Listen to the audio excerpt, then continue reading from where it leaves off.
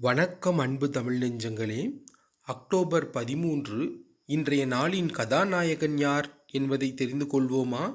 வாருங்கள் காணொளிக்குள் போகுவோம். இன்றைய கதாநாயகன் தமிழறிஞர் புதுவை சிவம் அவர்கள் பிறந்த தினம் இன்று.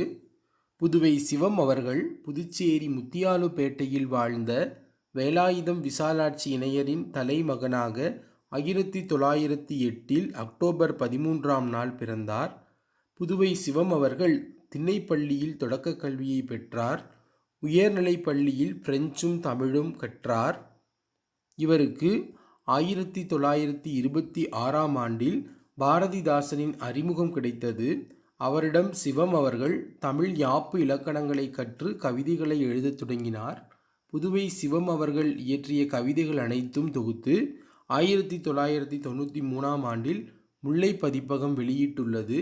இவரின் 9 கவிதை நூல்களை தொகுத்து புதுவை சிவம் கவிதைகள் என்னும் தலைப்பில் புதுச்சேரி அரசு கலை பண்பாட்டுத்துறை 1997 வெளியிட்டிருக்கிறது.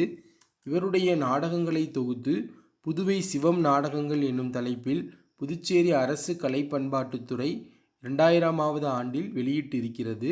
இத்தகைய தமிழ் அறிஞரை இன்று போற்றுவோம். அவருடைய வரலாற்றை படிப்போம். நன்றி, வணக்கம்.